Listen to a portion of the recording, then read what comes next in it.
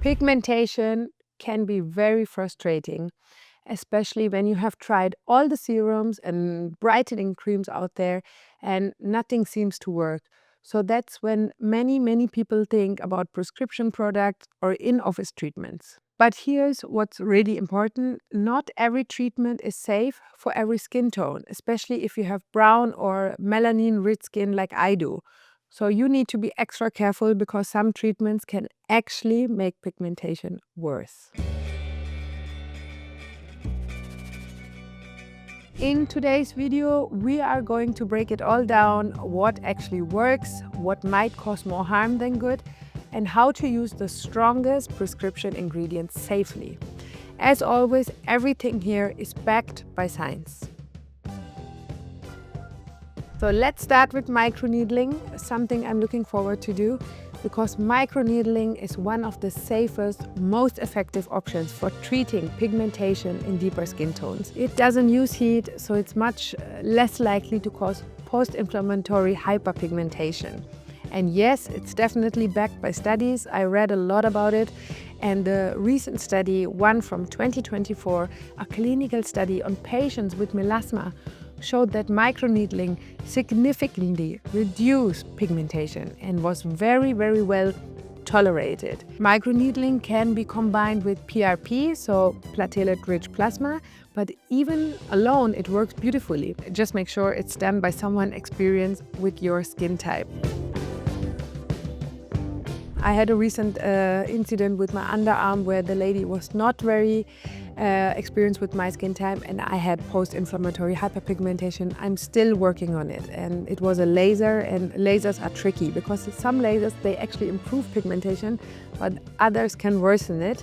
I will make a different video about it, but let me explain quickly about lasers. So first, a quick note about skin types, okay? So Fitzpatrick skin types are used by dermatologists to classify how your skin reacts to the sun.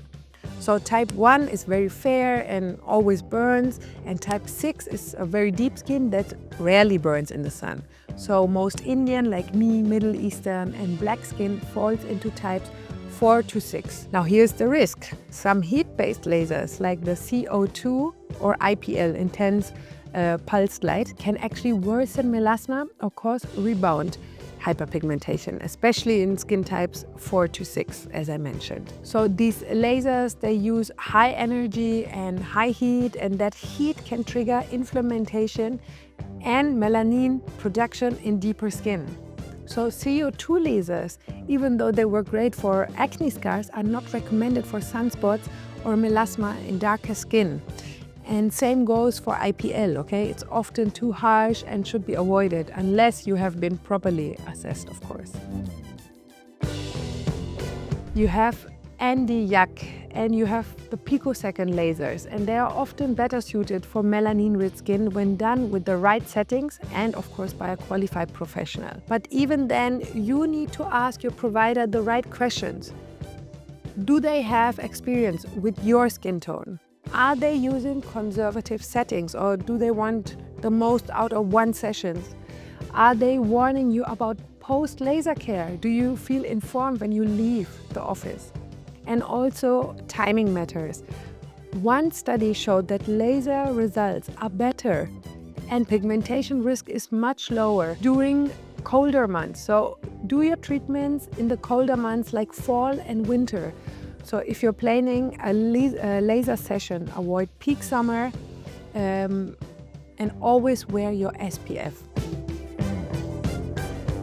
And now let's talk about prescription options, and let's start with the gold standard. It's hydroquinone. Hydroquinone is a tyrosinase inhibitor, which basically means it blocks melanin production at the source. And it's often prescribed at 4% strength for melasma, sunspots or post-inflammatory hyperpigmentation like I had. I can definitely say yes, it works beautifully.